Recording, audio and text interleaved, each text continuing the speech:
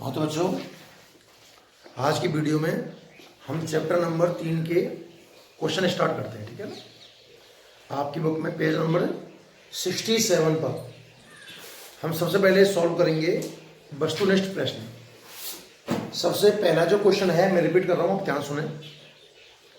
किसी बिंदु आवेश से, बिंदु आवेश की बात करवा रहा है, बिंदु आवेश से नियत दूरी पर विद्युत क्षेत्र 50 वोल्ट बटे मीटर है। बिंदु आवेश के कारण किसी फिक्स दूरी पर जो विद्युत क्षेत्र दिया हुआ है वो दिया हुआ है 50 वोल्ट बटे मीटर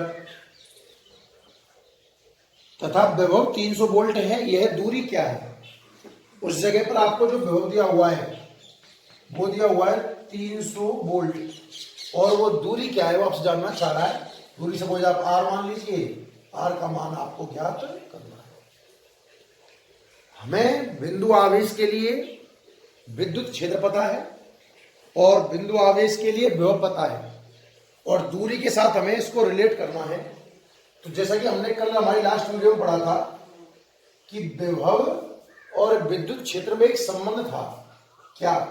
V बराबर E इंटू आर।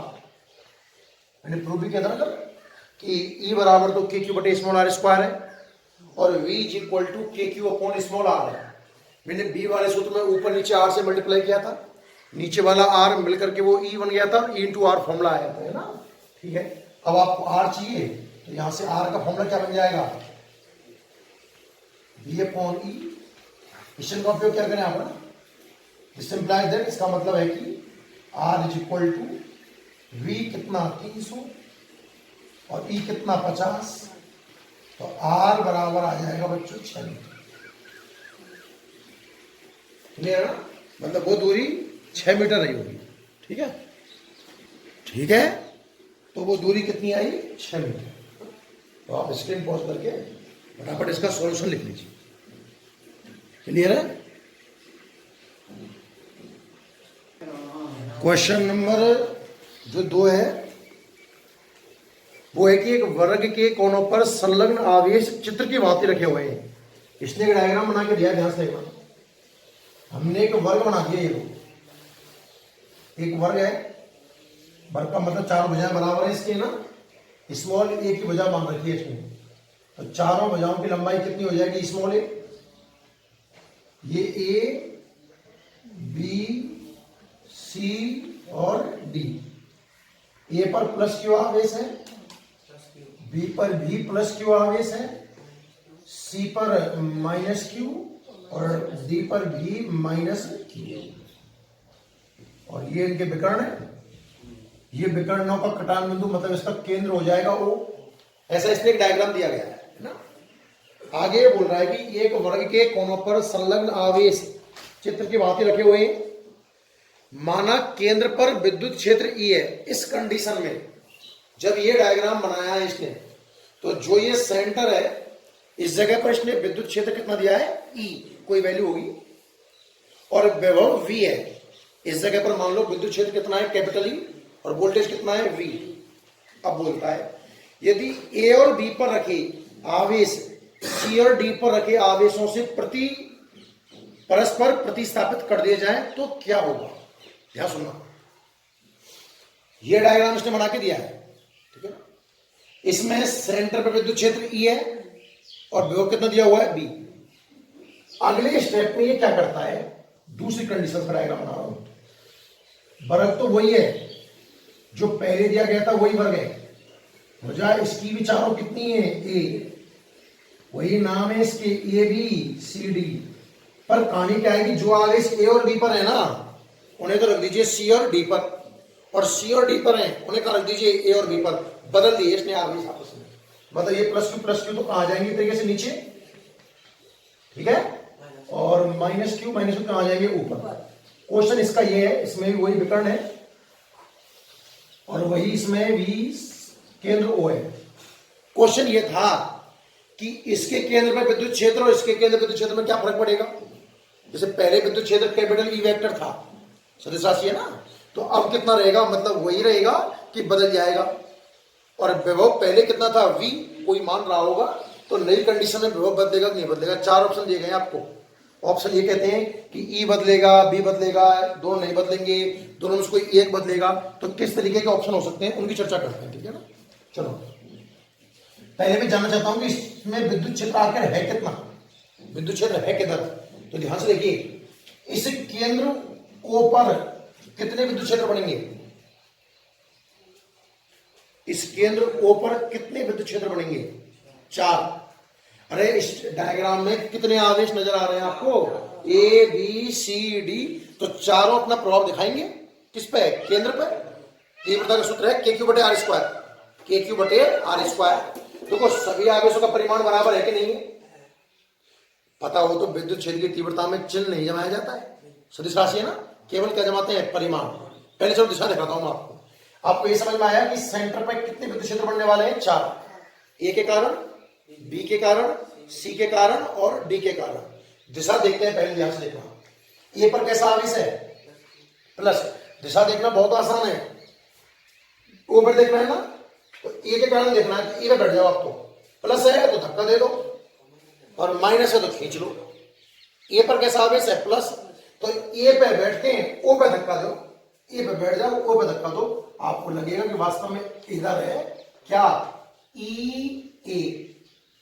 ए मतलब ए के कारण बनने वाला विद्युत क्षेत्र जितना भी रहा होगा इस डायरेक्शन में रहेगा। सेम तरीके से मुझे ई बी की डायरेक्शन देखनी है, तो देखो किधर होगी बताओ, बी पे कैसा आवेश है, प्लस, धक्का देंगे, बी पे बैठ जाओ और ओ पे जहां से करना है वहां धक्का दे दो। क्या ये डायरेक्शन ई बी की हो जाएगी, अरे नहीं समझ में आया। सी नेगेटिव है, नेगेटिव क्या करता है, खींचता है, नेगेटिव खींचता है, तो सी पे बैठ के ओ को खींच लो, तो मेरे हिसाब से तो इधर डायरेक्शन आ जाएगी ईसी की। आया कि नहीं आया। डी पर कैसा आवेश है, नेगेटिव, नेगेटिव भी क्या करेगा, खींचेगा, तो खींच लो इसको पकड़ कर, क्या ये डायरेक्शन हो जाएगी ईडी की। अरे समझ में आया कि नहीं आया, आया ना। अच्छा, परिमाण की अगर हम बात करें तो देखो जहां तक मेरा विचार है, जितना परिमाण ई ए का होगा उतना ही ईबी का होगा, उतना ही ईसी का होगा, उतना ही ईडी का होगा। क्यों, ध्यान से देखना, विद्युत क्षेत्र के परिमाण का सूत्र है KQ बटे R स्क्वायर, KQ बटे R स्क्वायर। तो K तो सब में कॉमन है, उसका तो कोई कम ज्यादा मतलब है ही नहीं है। रही बात आवेश के परिमाण की, तो यहां भी Q, यहां भी Q, यहां भी Q और यहां भी Q, आवेश का परिमाण ही बराबर है। और रही बात दूरी की, तो ध्यान से देखो ये केंद्र इन चारों शीर्षों से बराबर दूरी पर रहा हो, पता है ना आपको। अगर वर्ग की भुजा ए हो तो उसका विकर्ण √2a होता है, और शीर्षों की केंद्र से दूरी आधी, विकर्ण की आधी, √2a की आधी मतलब a/√2 होगी।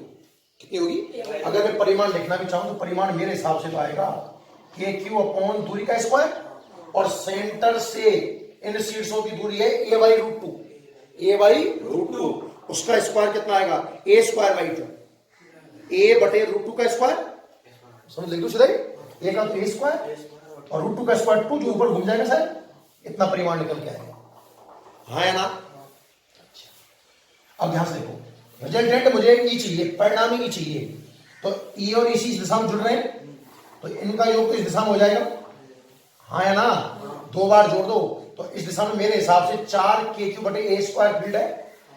अरे इस दिशा में ई और ईसी है ना, इतना ही तो ई है, इतना ही ईसी है, दोनों को जोड़ के देखो 2 बार, तो 2 KQ बटे a स्क्वायर प्लस 2 KQ बटे a स्क्वायर कितना आएगा, 4 KQ बटे a स्क्वायर इस दिशा में।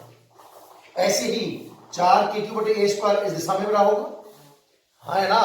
और ध्यान से देखो ये दोनों 90 डिग्री पर हो रहे हैं, समान परिमाण और 90 डिग्री पर हो तो √2 गुना आंसर आता है।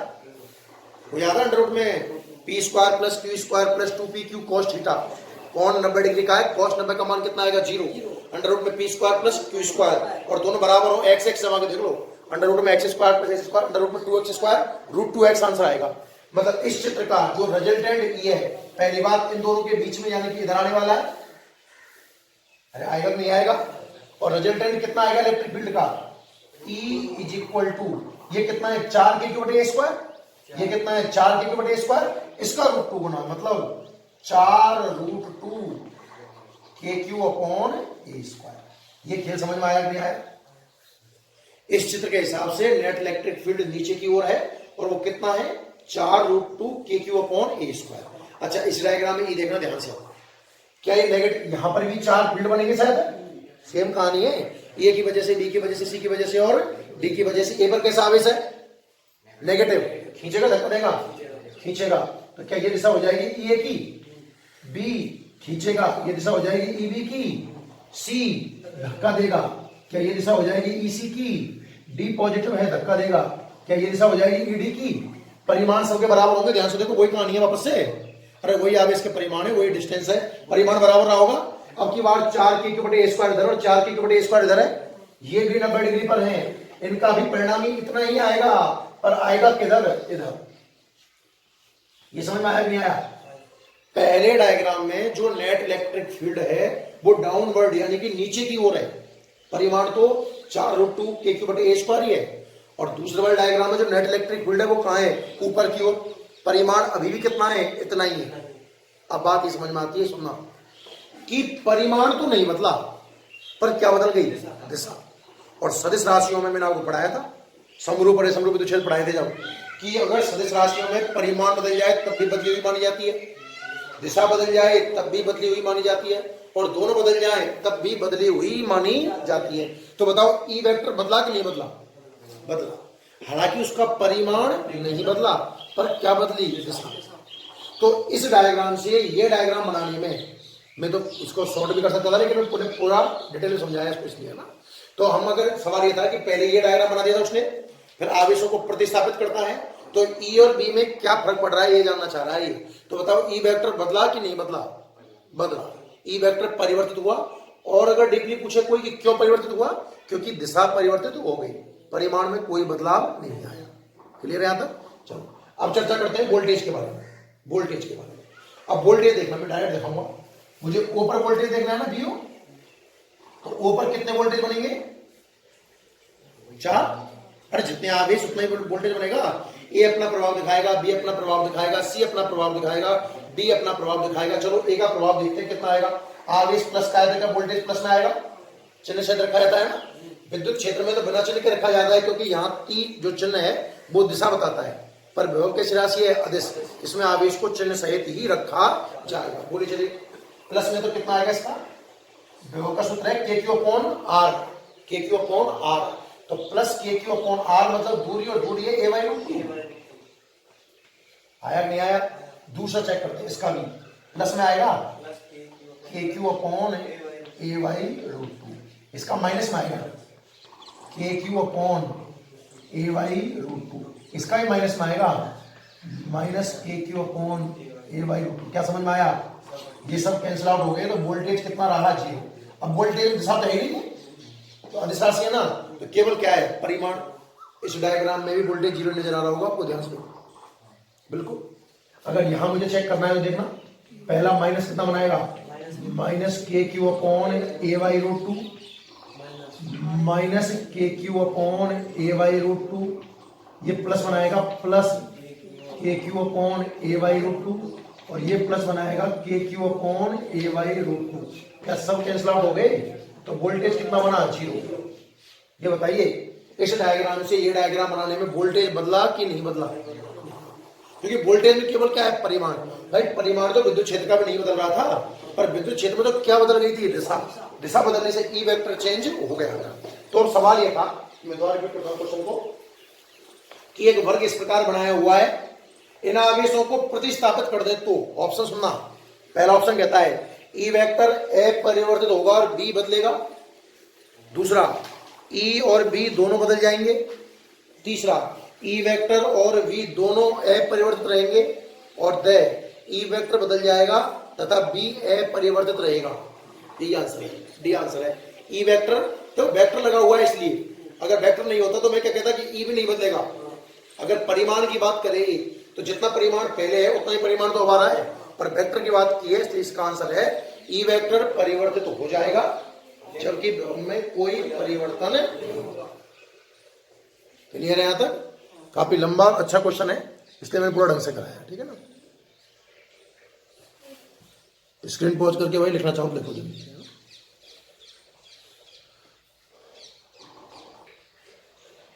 नेक्स्ट जो क्वेश्चन है क्वेश्चन नंबर 3, एक विद्युत क्षेत्र में किसी बिंदु पर विभव का मान 200 वोल्ट है। आपको जो विभव दिया गया है V, ये कितना दिया गया है 200 वोल्ट। क्लियर? तो एक इलेक्ट्रॉन को अनंत से वहां ले जाने में कार्य कितना करना पड़ेगा, ऐसा पूछना चाह रहा है।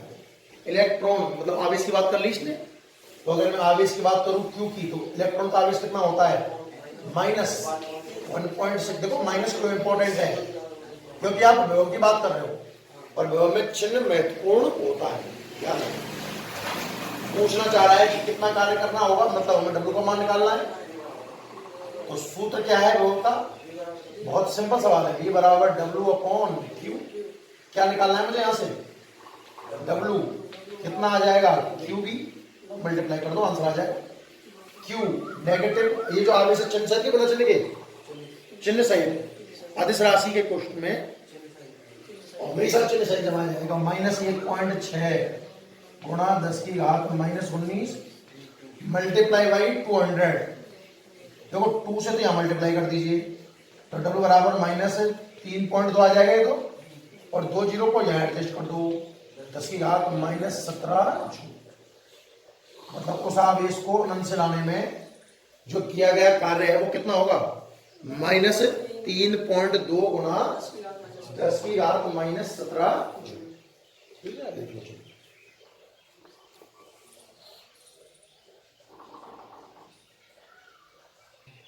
चलो नेक्स्ट क्वेश्चन नंबर 4 देखिए। क्वेश्चन नंबर 4 देखिए भाई। 4 कह रहा है कि R1 तथा R2 त्रिज्या के 2 आवेशित चालक गोले समान विभव पर है। हमें 2 गोले दिए हुए हैं, बना लो क्वेश्चन। चलो पहला गोला और दूसरा गोला, त्रिज्याएं पहले की दे रखी है आपको R1 और दूसरे की है R2, और बोल रहा है समान विभव पर है। अगर इसका विभव V1 मानता हूं, इसका V2 मानता हूं, तो क्वेश्चन बोल रहा है कि V1 बराबर है V2 के। क्लियर है ना? R1 तथा R2 त्रिज्या के 2 आवेशित चालक गोले समान विभव पर हैं। उनके पृष्ठ आवेश घनत्व का अनुपात क्या होगा? पृष्ठ आवेश घनत्व सिग्मा, याद है क्या? तो इसका पृष्ठ आवेश घनत्व आप कितना मान लीजिए, σ1, और इसका कितना मान लीजिए, σ2। क्वेश्चन है σ1/σ2 का मान कितना? क्लियर? कई तरीके हैं इसे करने के। पहला तरीका देखो, मैं 2-3 तरीके से कर रहा हूं, जो आपको ठीक लगे आप उससे करें। मेथड नंबर 1, V का सूत्र होता है KQ/R। KQ/R ये सूत्र है आवेश की टर्म में। ये जो सूत्र है किसकी टर्म में है? आवेश की टर्म में। हम इसी सूत्र को सिग्मा की टर्म में लेके आ जाए, एक तरीका तो ये है। सूत्र को चेंज कर दो आप, सिग्मा की टर्म में कैसे लेके आऊंगा? सिग्मा का सूत्र क्या होता है? सिग्मा बराबर Q/E। तो क्यों ना यहां से Q की वैल्यू निकाल ली जाए, कितनी आ जाएगी, सिग्मा ए। Q की वैल्यू सिग्मा ए जमा के देखो इसको। तो क्या B बराबर K, Q की जगह सिग्मा, और आप गोले की बात कर रहे हो, और गोले के लिए A होता है 4πr²। बटे में नीचे एक R और है, तो एक R ने एक R को मार दिया। तो कहानी ये कहती है कि आप V का सूत्र क्या काम में लो, एजेक्ट लिख दो आपको, K सिग्मा 4πr। वोल्टेज का सूत्र निकल के आया है। देखो ये भी वोल्टेज है, दोनों में अंतर क्या किस चीज का है? अगर आपसे वो बात करता है आवेश की, चार्ज की बात करे, तो आपको V बराबर KQ/R अप्लाई करना होगा। और अगर वो बात करे पृष्ठ आवेश घनत्व की, सिग्मा की, तो ये वाला सूत्र काम में ले सकता हूं। चलो स्टार्ट करते हैं। इसने बोला है कि V1 किसके बराबर है? V2 के। अप्लाई करो इस चीज को। K को तो 1 और 2 से कोई फर्क नहीं पड़ने वाला, 9 गुणा 10⁻9 फिक्स है ये तो। सिग्मा को पहले के लिए σ1 ले लीजिए, 4 कांस्टेंट, पाई कांस्टेंट, पहले की त्रिज्या R1 ले लीजिए। ये समझ में आया कि नहीं आया? इसी तरीके से V2 बनाने के लिए बताओ, K σ2 4πr2। K 4π ने K 4π को मार दिया, पूछ रहा है पृष्ठ आवेश घनत्व का अनुपात सिग्मा 1 बटे सिग्मा 2, तो भैया ऐसा करो सिग्मा 2 को नीचे लेकर आ जाओ, सिग्मा 1 बटे सिग्मा 2 बराबर R2 अपॉन R1, ये आंसर है। समझ में आया नहीं आया? Method number 1। मेथड नंबर 2 देखिए इसका। मेथड नंबर 2 क्या कहता है, सुनो ध्यान से। अगर हमें जैसे कोई बच्चा कैसे ये सूत्र दिमाग में जैसे नहीं आया बाई चांस, तो इसी से कैसे सॉल्व करें इसको, b इज इक्वल टू कितना है, k क्यों अपॉन r है ना। इसने कहा है कि b1 बराबर b2 है, यहां से देखना b1 किसके बराबर है, b2 के बराबर। तो b के लिए ये सूत्र b1 के लिए k तो k ही रहेगा भाई, आवेश तो कुछ नया रहा होगा ना q1, और त्रिज्या कितनी है r1, और यहाँ k q2 upon r2, k ने k को मार दिया, तो आप यहां से q1 बटे q2 निकाल सकते हो। q1 बटे q2 कितना निकल के आया, r1 बटे r2। ये तो भैया आवेशों का अनुपात आया है। किसका अनुपात आया है, आवेशों का। और हमें किसका अनुपात चाहिए, सिग्मा का, पृष्ठ आवेश घनत्व का। तो लो अब ले लो, अब आपको सिग्मा 1 बटे सिग्मा 2 चाहिए ना, तो सिग्मा सूत्र क्या होता है, q अपॉन सिग्मा 1 हो जाएगा q1 अपॉन a1, और ये बटे में आने के कारण उल्टा हो जाएगा, शायद है कितना, a2 अपॉन q2। ये समझ में आया क्या है भाई, नीचे आएगा तो उल्टा हो जाएगा नए तरीके से। अब इसमें मान जमा लीजिए क्या निकला है, आप इसमें से सकते हो देखना कि q1 बटे q2 और a2 को 4 पाई r2 स्क्वायर और a1 को 4 पाई r1 स्क्वायर। 4 पाई ने 4 पाई मार दिया, समझ में आया नहीं आया। अच्छा सिग्मा 1 बटे सिग्मा 2, चलो पहले जमा दो। क्या q1 बटे q2 का मान आपने r1 बटे r2 निकाल रखा है क्या, और ये मान r2 का स्क्वायर बटे r1 का स्क्वायर, r1 से एक r1 कट गया, r2 से एक r2 कट गया, क्या बचा, सिग्मा 1 बटे सिग्मा 2 बराबर r2 बटे r1। बात हुई है, चाहे तो सूत्र चेंज करके कर लो, या फिर सूत्र से आवेश का अनुपात निकालो और उसके बाद वापस से सिग्मा का अनुपात निकाल लीजिए। कैसे कर सकते हैं, दोनों तरीके से, ठीक है।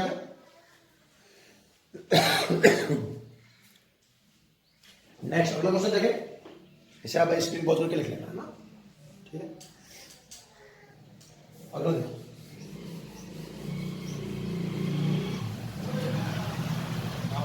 क्वेश्चन नंबर 5 पढ़िए। क्वेश्चन नंबर 5 है,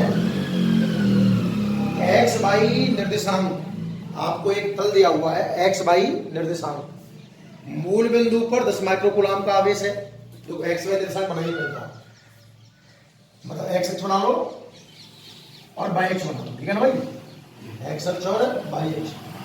ये मूल बिंदु है, यहाँ कितना आवेश है, कितना है 10 माइक्रोकूलम। बिंदुओं a,0, एक बिंदु तो है स्मॉल a,0, कहां मिलेगा ये बिंदु, एक्स अक्ष पर a,0 है ना, वाई निर्देशांक 0 है, और वाई निर्देशांक 0 है तो ये कहां मिलने वाला है, एक्स अक्ष पर। इसको कोई a नाम दे दो चलो, ठीक है। और दूसरे बिंदु के निर्देशांक है a/√2, a/√2। एक्स का मान भी पॉजिटिव है, वाई का मान भी पॉजिटिव है, पहले क्वाड्रेंट में कहीं ना कहीं मिलेगा ये, बी पॉइंट मान लो इसको, a/√2, a/√2। क्वेश्चन कह रहा है कि इनके मध्य व्यवहांतर ज्ञात करना, इन बिंदुओं में व्यवहांतर ज्ञात करना है, ठीक है ना। चलो देखो मैं सॉल्व करता हूं, सुनो। सवाल है कि ए और बी में व्यवहांतर कितना होगा, है ना। तो शायद मुझे वैल्यू निकालनी है किसकी, ए का विभव और बी के विभव के अंतर। ये सवाल तो ऐसा है, ए और बी के बीच में कितना व्यवहांतर है ये हमें निकालना है। देखिए ध्यान से, ए पर विभव बना कौन रहा है, ए पर विभव किसकी वजह से है, आवेश की वजह से होगा। कौन सा आवेश, 10 माइक्रोकूलम। कौन सा आवेश है, ये आवेश ए पर कोई ना कोई विभव बना रहा होगा। तो दो चीज चाहिए तुम्हें, अगर आप अलग अलग निकालते, चलो पहले बी निकालते हो आपके साथ, कई तरीके करने के। तो बी कहता है के क्यू बटे आर स्क्वायर, के क्यू बटे आर स्क्वायर, के तो के ही है, उसको तो बाद में मान जमा लेंगे। चलो क्यू ए पर जो आवेश है, जो वोल्टेज बना रहा है वो 10 माइक्रो कूलम है मेरे हिसाब से। तो क्यू की जगह आएगा 10 गुणा 10 की घात -6 बटे दूरी का स्क्वायर। दूरी कौन सी? आवेश से बिंदु की, मतलब ओ से ए की। तो ओ से ए की अगर आपको दूरी चाहिए तो ओ ए कितना है बताना। ओ ए है, अरे दूरी सूत्र का उपयोग कर सकते हो भाई आप। ये 0,0 है, दो बिंदु हो और दूरी पता हो, याद है अंडर रूट में x2 - x1 का स्क्वायर प्लस y2 - y1 का स्क्वायर। तो ये कितना है a, ये कितना है 0, a - 0 कितना आएगा a, उसका स्क्वायर कितना आएगा a स्क्वायर। ये कितना है 0, ये कितना है 0, 0 - 0 कितना आएगा 0, 0 का स्क्वायर कितना आएगा 0, a स्क्वायर का रूट बाहर कितना निकल के आएगा a। तो ये बात समझ में आई कि नहीं बताइए आप तो, कि a पर इतना विभव है, a पर इतना विभव है। अच्छा, अब बात करें b के विभव की भैया, तो वही k बटे r स्क्वायर। के तो के ही है। अब बी पे कौन बना रहा है वोल्टेज? बी पर कौन बना रहा है वोल्टेज? कौन से आवेश की वजह से वोल्टेज देख रहे हो आप? 10 माइक्रो कूलम तो है। अरे सिस्टम में कोई और आवेश ही ना है ना। ए पर भी यही बना रहा है, बी पर भी यही बना रहा है। आवेश कॉमन हो गया, 10 गुणा 10 की घात -6। बताओ यहां तक इन दोनों का अंतर आया क्या बी और बी में? नहीं है ना, कि दोनों में एक जैसा आवेश, दोनों के लिए कॉमन। अब बात निर्भर करेगी इस दूरी पर। तो क्या आपको दूरी ओ भी चाहिए? अरे जो बना रहा है और जहां बना रहा है उसी के बीच की दूरी तो लोगे आप। तो ओ भी कितना है? ओ भी निकाल दें, दूरी सूत्र का उपयोग करके अंडर रूट में x2 - x1 का स्क्वायर a/√2 - 0 कितना आएगा a/√2 और इसका स्क्वायर, ए का तो a स्क्वायर और √2 का 2 नहीं आया। फिर ऐसे ही सेम, क्या a स्क्वायर / 2 ही आएगा? y2 - y1 का होल स्क्वायर है, a/√2 - 0 a/√2 और a/√2 का स्क्वायर a स्क्वायर / 2। अब ध्यान से देखो रूट के अंदर a square / 2 plus a square / 2 a square बन गया, और a स्क्वायर का रूट कितना आया a। तो क्या डिस्टेंस बराबर है? ध्यान से देखा जाए तो यहां भी कितना आएगा a। नहीं बात समझ में आई? क्या ba और bb की वैल्यू बराबर है? क्या ba और bb की वैल्यू बराबर है? तो इनका जो अंतर है वो कितना आएगा? शून्य। आंसर है 0। ए और बी के बीच में अंतर कितना आएगा? 0। ये तो फुल पैटर्न होगा। मैं शॉर्ट में कैसे करता है इसको? अब सोचने देखो, इसमें सोचता हूं कि मुझे देखना है ए और बी के बीच में विभवांतर। बुद्धि का उपयोग करो भाई। ए और बी विभवांतर का सूत्र है k/r स्क्वायर या k/r। तो k तो कॉमन हो गया, कोई मतलब ही नहीं इसको। तो आवेश दोनों के लिए कॉमन हो गया, जो आवेश ए के लिए है वही आवेश बी के लिए। और ये बात दूरी की, तो जितनी दूर ओ से ए है उतनी ही दूर ओ से बी है। दूरी बराबर आवेश कॉमन के कांस्टेंट है ये। इसका मतलब जितना वोल्टेज ए पर है उतना ही वोल्टेज बी पर है। और जब दो बिंदुओं का वोल्टेज बराबर है, वो बराबर है, तो उनका विभवांतर कितना आएगा? 0। तो ए और बी के बीच में विभवांतर कितना आएगा? 0। ये करेक्ट आंसर, ठीक है।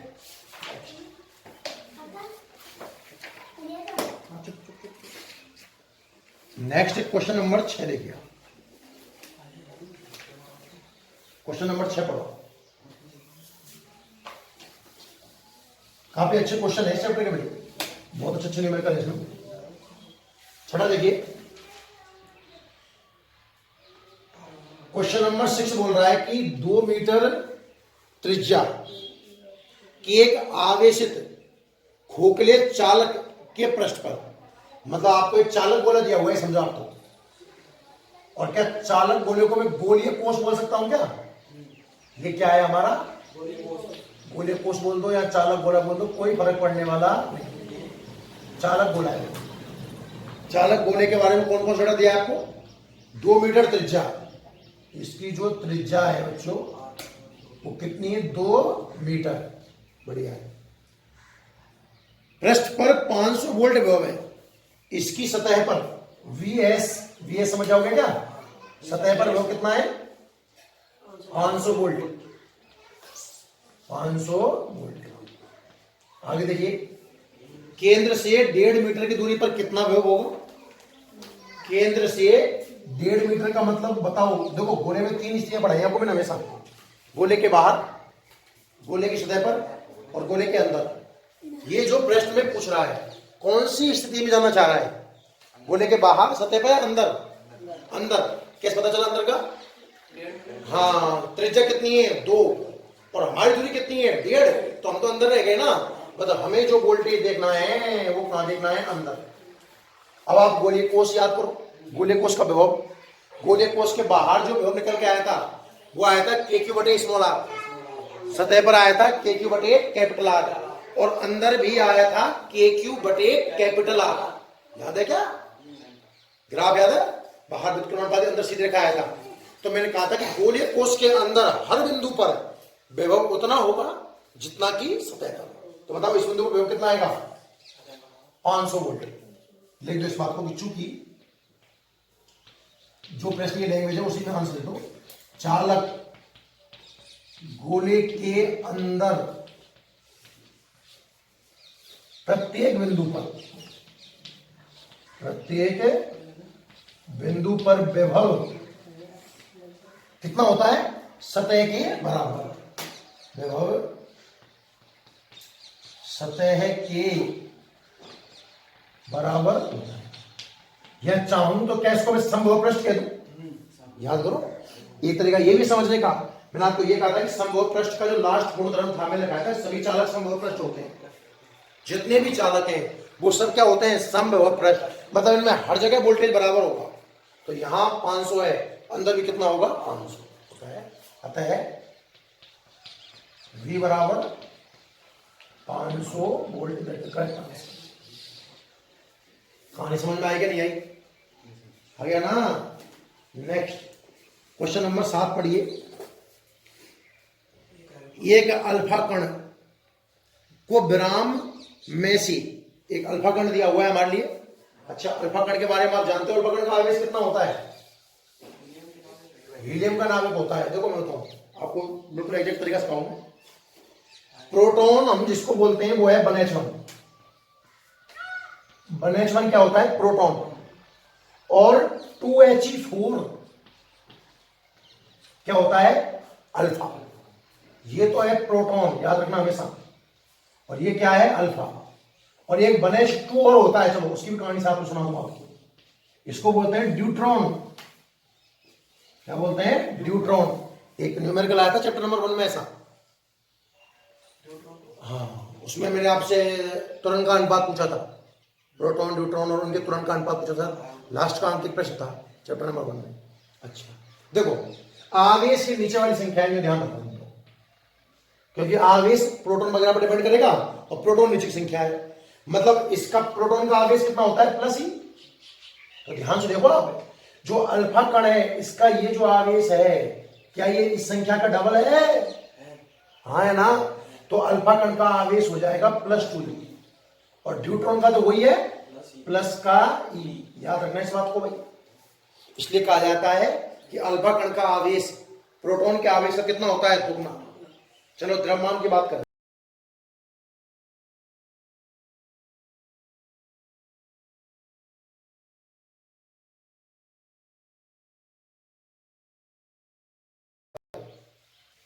चाहता कैसे उसको?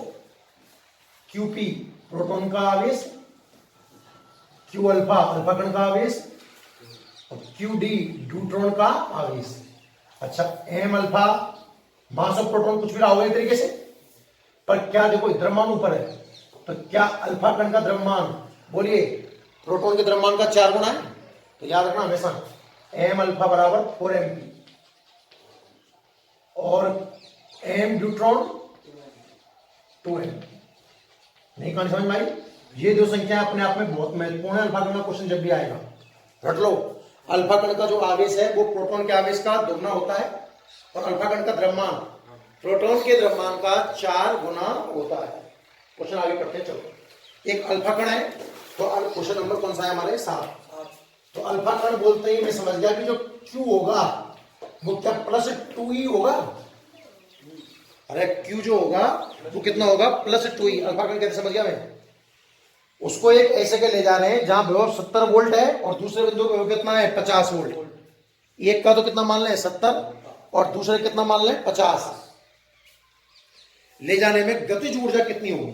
देखना ध्यान से। BB मान लो आप 70 वोल्ट, बी ए मान लो आप कितना 50 वोल्ट, और आपसे पूछ रहा है कि काइनेटिक एनर्जी कितनी होगी, ध्यान से देखना। क्या ऊर्जा कार्य के बराबर है? अरे ऊर्जा किसके बराबर होती है? कार्य के बराबर। अल्टरनेट कार्य निकालना है। क्या निकालना है? कार्य। और दो विभव दिए हुए हैं, तो आपको विभवांतर वाली कहानी याद है क्या? क्या डी बी माइनस बी ए बराबर डब्ल्यू अपॉन क्यू, हाँ कि ना? क्या आपको डब्ल्यू चाहिए? क्या आपको डब्ल्यू चाहिए? डब्ल्यू आएगा Q B B minus B A, अगर नहीं आएगा तो डब्ल्यू बराबर क्यू कितना है? क्यू 2e, कितना है? 2e, और वी कितना है? 70, ये कितना है? 20, सॉरी 50, कितना अंतर आया? 20, 20 गुणा 2 40। अच्छा देखो, चाहो तो आप ये आंसर बोल्ट में, ये बोल्ट में आएगा जो डिफरेंस। चलो सीधा लो, इतना करने की जरूरत नहीं है, सीधा आंसर आएगा। क्या क्यू की जगह में प्लस 2 लिख दूं? अरे हाँ या ना? और विभवांतर क्या मैं 20 वोल्ट लिख दूं क्या? 20 वोल्ट डायरेक्ट, हाँ या ना? मल्टीप्लाई कर लो, आपको आंसर मिल जाएगा। डब्ल्यू बराबर 40 इलेक्ट्रॉन वोल्ट, हाँ या ना? अगर आप सिंपल तरीके से करते इसको, ई का मान जमाते आप 1.6 गुना 10⁻−19, तो आंसर जूल में आता। और फिर जूल को इलेक्ट्रॉन वोल्ट में चेंज करने के लिए क्या आपको 1.6 गुना 10⁻−19 से भाग देना होता? तो कट जाएगा, चीज ये निकल के आएगी, डायरेक्ट तरीका है। क्लियर है कहानी यहां तक? ठीक है, ये कितने क्वेश्चन हो गए अपने? 7। ठीक है यहां तक भाई? क्वेश्चन नंबर देखें आप 8वां क्वेश्चन देखिए क्या कह रहा है।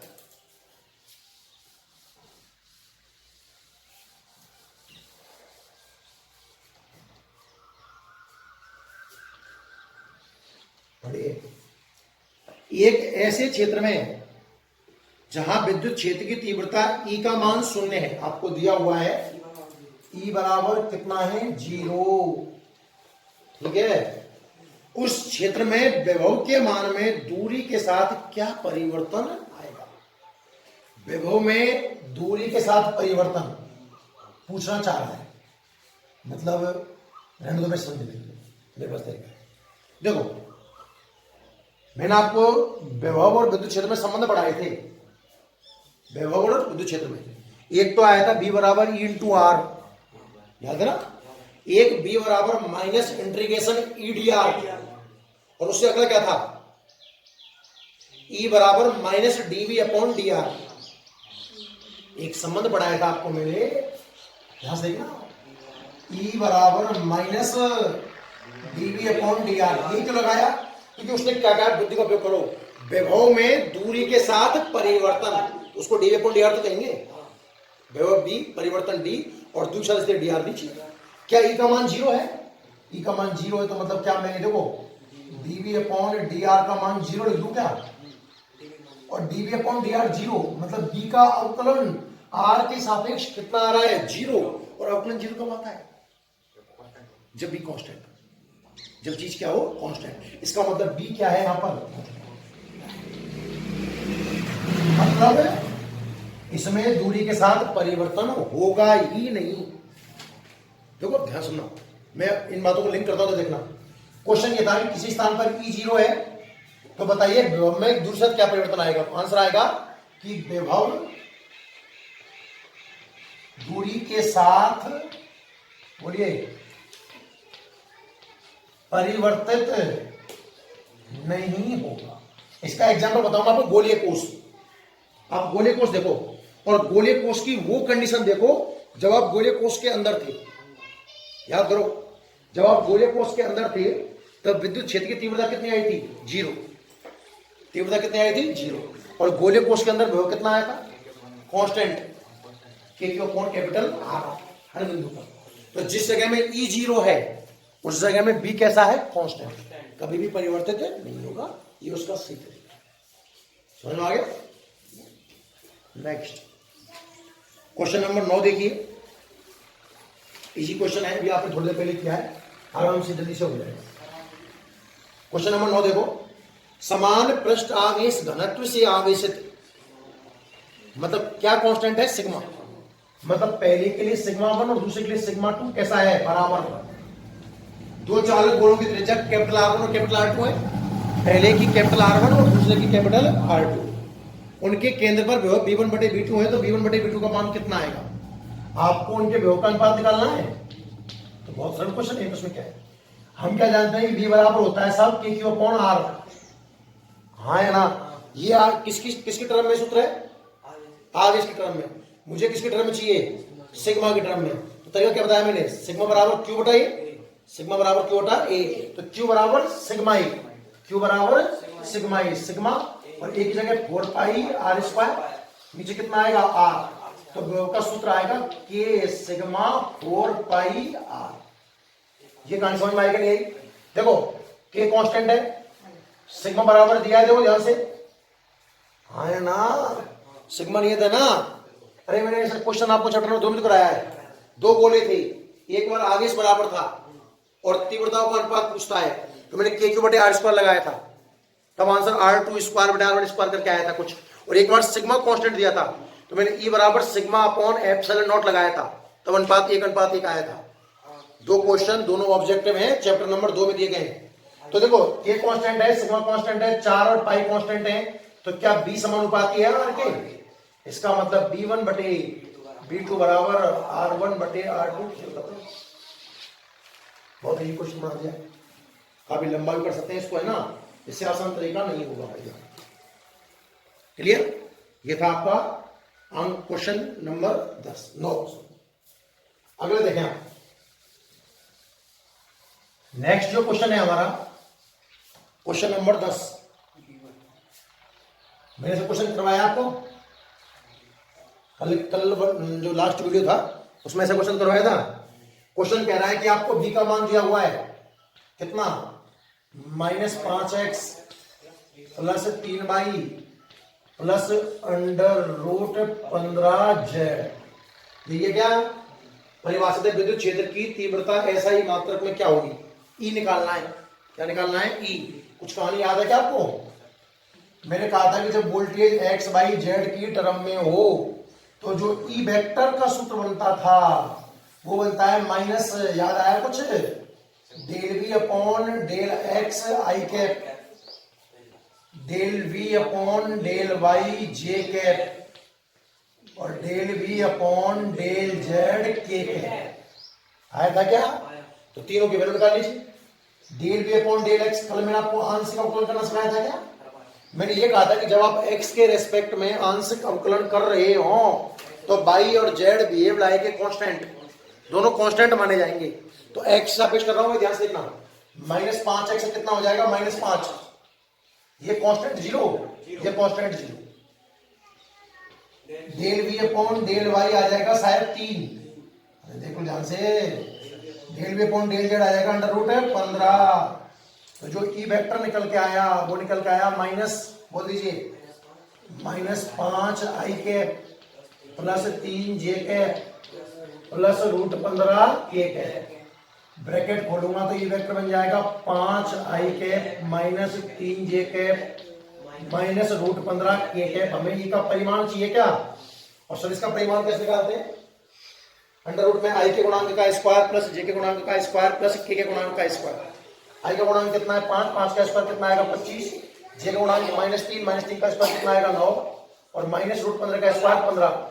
जोड़ना कितना आ गया? 25, 15, 40, 9, 49, 49 का रूट 7। ई जो आया वो आया 7। मात्रा कुछ कह नहीं रहा है तो खाली मात्रा भाई हमें पता नहीं है वोल्ट में है कि किस में है, इसलिए क्लियर मात्रा कम नहीं बोल सकते। ठीक है, याद है क्या? क्वेश्चन नंबर कौन सा था ये? 10। क्वेश्चन नंबर 11 देखिए।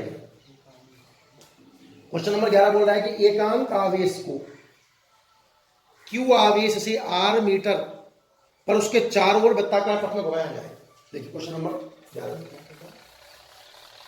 ये भी अच्छा कंसेप्चुअल क्वेश्चन, ध्यान से लेंगे। क्वेश्चन नंबर 11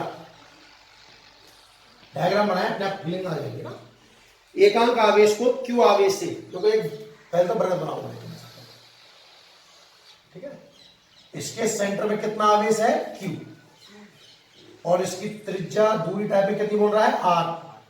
और आप इसकी परिधि पर एकांक आवेश को घुमा रहे हो। किसे घुमा रहे हो?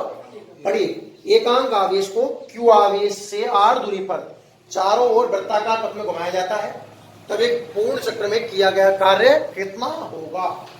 देखो ध्यान से, मान लीजिए आप इस पॉइंट पर थे, ए पर, इसने तो पूर्ण बोला है, कहीं भी बोल दिया बोले कोई फर्क नहीं पड़ेगा। आप सोचो कि जो वैभव ए पर होगा वही परिधि के हर बिंदु पर होगा सर।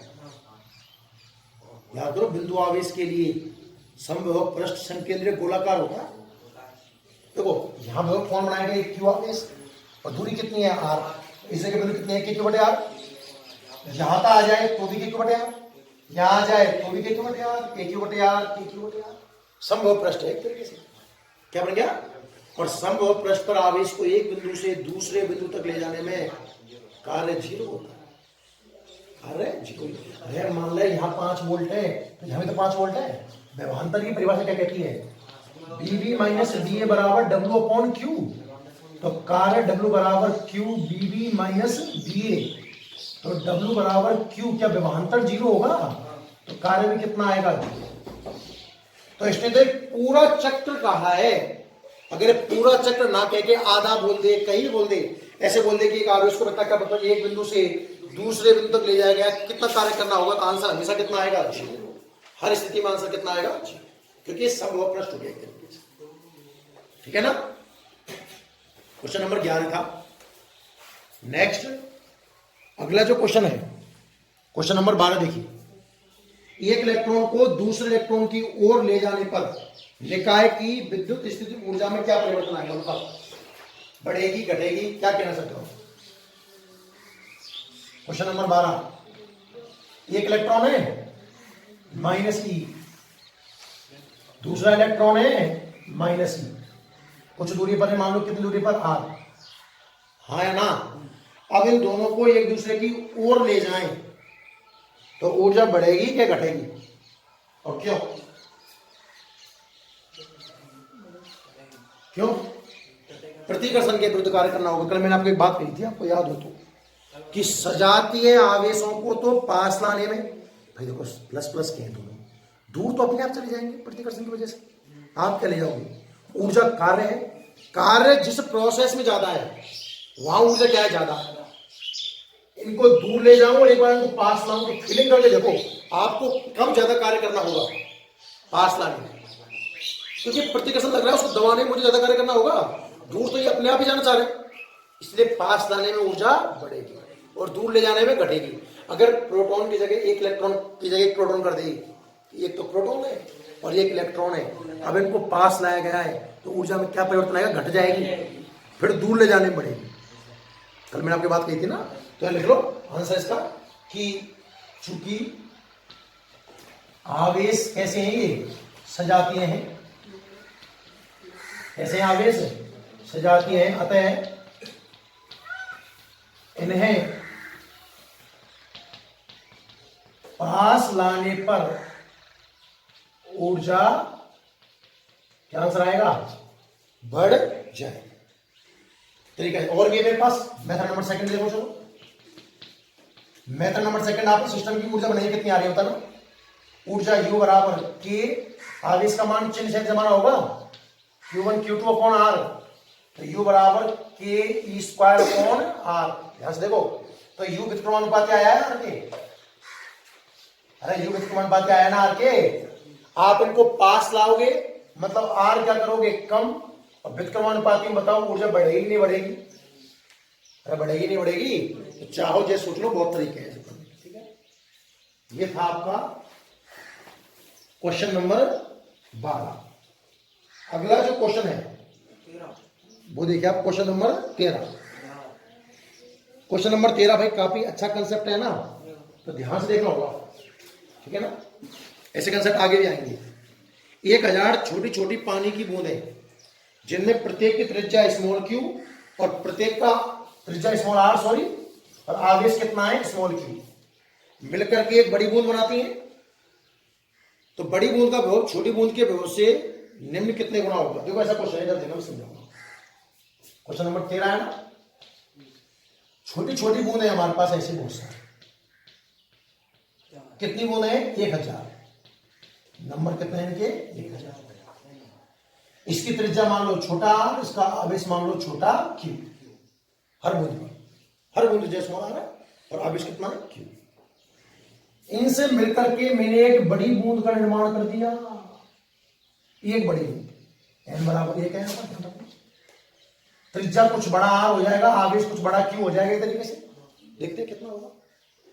सबसे पहले बाद की बात तो बात करूंगा, जो भी हेडिंग निकालनी आप कुछ भी कर सकते हो। फिर मैं ये जानना चाहता हूं कि बड़ी बूंद की त्रिज्या छोटी बूंद से कितनी हो जाएगी और बड़ी बूंद का आवेश छोटी बूंद से कितना हो जाएगा। तो आपने हेडिंग पढ़ी है आवेश योज्यता का नियम। आवेश योज्यता का नियम सोचो, हर बूंद पर छोटा क्यों आवेश है ना, छोटा क्यों छोटा क्यों छोटा क्यों। मान लो n बूंद मिलकर, मान लो मैं संख्या को 1000 को हटा के n लिख रहा हूं, ठीक है ना, जनरल हेडिंग बना दें इसको। n बूंद मिलकर एक बड़ी बूंद का निर्माण करती हैं, n बूंद मिलकर बड़ी बूंद का निर्माण करती हैं। तो देखो एक दो बूंद मिलती है स्मॉल क्यू की, तो स्मॉल क्यू मिलकर 2q हो जाता, तो बड़ी बूंद का आवेश कितना होता है 2q। 3 मिलती क्यू क्यू क्यू 3q, 4 मिलती 4q, 5 मिलती 5q, n बूंद मिली है। तो क्या बड़ी बूंद का आवेश n गुना हो जाएगा छोटी बूंद से। ये समझ में आया कि नहीं आया, मतलब ये रट लेना है कंसेप्टों को भाई, कि जब n छोटी बूंदें मिलकर एक बड़ी बूंद का निर्माण करती हैं तो बड़ी बूंद का आवेश छोटी बूंद के आवेश का n गुना होता है। ये हमने आवेश योज्यता में पढ़ा है। 10th क्लास में आपने सवाल किए होंगे कि बेलन को पिघलाकर शंकु बना दिया गया, कुछ ऊंचाई निकलता है, तो आप आयतन को बराबर करते हो। क्या बराबर करते हो? आयतन। जब एक आकृति को पिघलाकर मरोड़ कर दो आकृतियों को मिलाकर एक आकृति बनाई जाती है, इस प्रोसीजर में आयतन क्या रहता है? कांस्टेंट। वो कंसेप्ट लगाते हैं। तो पहले आयतन कितना था? एक छोटी बूंद, बूंद मतलब बूंद हमेशा गोल होती है पृष्ठ तनाव की वजह से, पृष्ठ तनाव की वजह से। तो एक छोटी बूंद का आयतन आएगा भाई 4/3 पाई स्मॉल r क्यू, और n बूंदे हैं तो n बूंदों का आयतन कितना आ गया? n गुना 4/3 पाई स्मॉल r क्यू। हाँ या ना? बराबर एक बड़ी बूंद का 4/3 पाई कैपिटल, 4/3 पाई ने आपस में मार दिया। हाँ या ना? मुझे चाहिए बड़ा आर, बड़ा आर निकालने के लिए घनमूल लेना होगा, घनमूल। तो यहां घनमूल लूंगा तो कैपिटल आर रह जाएगा। यहां से देखो, मतलब पावर 1/3 कर दो, पावर में 3 का भाग दिया बात है, पावर में 3 का भाग दिया, आर रह गया। n की पावर 1 तो है ना, उसमें 3 का भाग दूंगा तो 1/3, और इसमें 3 का भाग दूंगा तो r। ये कहानी समझ में आई कि नहीं आई? दो कंसेप्ट आपको हमेशा याद रखने होंगे। पहला कॉन्सेप्ट, जब n छोटी बूंदें मिलकर एक बड़ी बूंद का निर्माण करती हैं तो बड़ी बूंद का आवेश छोटी बूंद के आवेश का n गुना हो जाता है। और दूसरा, बड़ी बूंद की त्रिज्या छोटी बूंद की त्रिज्या की n की पावर 1/3 गुना हो जाती है। अब बात करते हैं हमारे क्वेश्चन की, ध्यान से देखना। छोटी बूंद का विभव कितना था?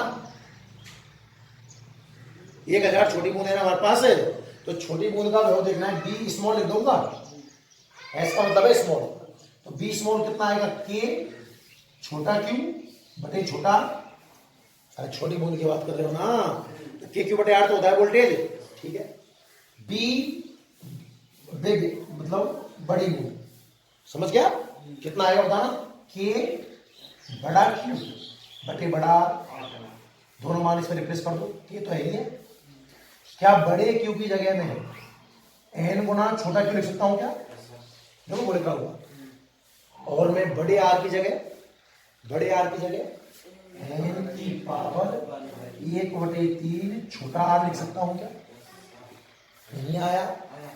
तो b big is equal to, बोलो, n की पावर देखो 1/3 ऊपर जाएगी, ध्यान से देखना। क्या ऊपर n की पावर 1 बैठी हुई है और नीचे से n की पावर 1/3 और गई, तो क्या n की पावर 1 माइनस 1/3 होगी, और 1 माइनस 1/3 मतलब 2/3। हाँ या ना? और क्या बच गया? के क्यू अपॉन स्मॉल आर, ये तो बी स्मॉल है। मतलब सूत्र ये समझ में आया मुझे कि बड़ी बूंद का विभव छोटी बूंद के विभव से n की पावर 2/3 गुना हो जाए। हाँ या ना? सवाल ने कहा है कि 1000 बूंदें, कितनी है? 1000 बूंद, n का मान 1000, 1000 की पावर 2/3 20 में, तो 1000 की पावर 2/3 कॉल करो, कितना आता देखना। 1000 की पावर 1/3 होता तो 10 आता। 1000 10 गुना 10 गुना 10 3 बार कर लो, 1000 आएगा ना। तो 1000 की पावर 1/3 होता, कितना आता 10, उसका स्क्वायर और है 100। आंसर है 100। नहीं समझ में आया? आप देखो ये रिजल्ट सिरा रखना, जो डब्बे बंद किए हैं ये रिजल्ट और ये रिजल्ट सिरा रखना। जब n छोटी बूंदों को मिलाकर एक बड़ी बूंद बनाई जाती है, बड़ी बूंद का आवेश छोटी बूंद के आवेश का n गुना हो जाता है, ठीक है ना। तो जब n बड़ी बूंदों को मिलाकर बड़ी बूंद बनाई जाती है, n छोटी बूंदों को मिलाकर बड़ी बूंद बनाई जाती है, तो आवेश कितना होता है n गुना त्रिज्या n की पावर 1/3 गुना विभव n की पावर 2/3 गुना। ये रिजल्ट है भाई, जो आपको सीधे याद रखना चाहिए, यहां से आप नोट करिए, ठीक है। क्वेश्चन नंबर 14 कह रहा है चित्रानुसार, देखिए डायग्राम बनाया हुआ है, देखिए इसको देखिए। क्वेश्चन नंबर 14, ये डायग्राम देखो, यहां आवेश है +40 माइक्रोकूलम, जगह छूट रही है ना ये माइक्रो के लिए, यहां -40 माइक्रोकूलम, ठीक है ना। क्वेश्चन ये है कि आपको ये डायग्राम बना के दिया है ना, इस डायग्राम में किसी आवेश को आपको P से Q ले जाना है, P से Q ले जाने में कितना कार्य करना पड़ेगा, P से Q ले जाने में कितना कार्य करना पड़ेगा, ये क्वेश्चन है। देखो ध्यान से देखो तो आपको ये द्विध्रुव नजर आया होगा, दो आवेश परिमाण में समान है, प्रकृति में कैसे हैं विपरीत, और ये द्विध्रुव का निरक्ष होगा से आता है, कैसे पता मुझे कि ये दूरी और ये दूरी बराबर है, 100% ये वाली दूरी और ये वाली दूरी बराबर होंगी, तभी तो बीच में जा रहा है भाई, इन तरफ देखो इस तरफ जाओ, दो भुजा बराबर हो, तीसरे बराबर होगी ना आपस में, मतलब ये द्विध्रुव का निरक्ष है। क्या है द्विध्रुव का निरक्ष? आपको याद होगा विभव के लिए, द्विध्रुव के लिए विभव आया था Kp cos θ अपॉन r², विद्युत द्विध्रुव के लिए हमने विभव पढ़ाया था Kp cos θ अपॉन r²। इस कंडीशन में निरक्ष की बात करें, निरक्ष की बात करें, थीटा कितना है 90 डिग्री, कॉस में कितना आता है 0, तो विभव कितना है 0, नहीं समझ में आया। इस बिंदु पर विभव कितना है 0, अब विभव 0 है तो कार्य में कितना आएगा 0, कितना ही घुमा लो, कोई कार्य नहीं करना पड़ेगा, क्योंकि B बराबर W/Q होता है, B बराबर W/Q, W कितना आएगा QB, जहां वोल्टेज 0 होगा कार्य नहीं होगा। तीन ऐसी जगह है हमारे कोर्स में जिनमें कार्य 0 आता है, सुनना ध्यान से। एक तो समविभव पृष्ठ पर, समविभव पृष्ठ पर किसी आवेश को आप एक बिंदु से दूसरे बिंदु तक लेके जाइए, विभव कितना आएगा 0। दूसरा द्विध्रुव के निरक्ष पर, क्योंकि वहां विभव कितना आता है 0, कार्य में कितना आएगा 0। और तीसरा वृत्ताकार पथ में घुमाऊं, आवेश को केंद्र में रख दूं और वृत्ताकार पथ में घुमाऊं तो भी कार्य कितना आएगा 0। तीनों ही क्वेश्चन हमारे कोर्स में दे रखे, क्लियर है कहानी आता। आज के लिए लास्ट क्वेश्चन ना, क्वेश्चन नंबर 15 पढ़िए। क्वेश्चन नंबर 15 बोल रहा है कि एक जैसी 64 पारे की गोलियां हैं, छोटी छोटी गोलियां हैं हमारे पास, कितनी 64, ठीक है, और उनमें से प्रत्येक छोटी बूंद का जो विभव कितना है 10 वोल्ट, प्रत्येक पर विभव कितना है 10 वोल्ट, मिलकर बड़ी बूंद बनाई जाती है, तो बड़ी बूंद का विभव कितना आएगा। अभी ऐसा क्वेश्चन कराया था मैंने आपको कि जो बड़ी बूंद का विभव है वो n की पावर 2/3 गुना होता है छोटी बूंद के विभव का, तो बड़ी बूंद का विभव n कितना है 64 की पावर 2/3 और 20 मोल कितना है 10, सॉल्व कर लो। 64 की पावर 1/3 कितना आएगा 4, 4 गुना 4 गुना 4 64 आता है ना, तो 64 की पावर 1/3 कितना आएगा 4, और 4 का स्क्वायर कितना आएगा 16, और गुना 10 160 वोल्ट खेल करता। कहानी समझ में आई कि नहीं आई। तो 64 एक जैसी छोटी बूंदों को मिलाकर बड़ी बूंद बना दे, जिन्हें प्रत्येक का विभव 10 वोल्ट था, तो बड़ी बूंद का विभव कितना आएगा 110 वोल्ट। क्लियर कहानी। तो ये अपने आज पढ़े 15 हमारे ऑब्जेक्टिव क्वेश्चंस, है ना, तो इनको सॉल्व करें भाग्य अगली क्लास में, और ये अति लघुत्रात्मक क्वेश्चन भाई करके रखना तो काम ना, लिख लो।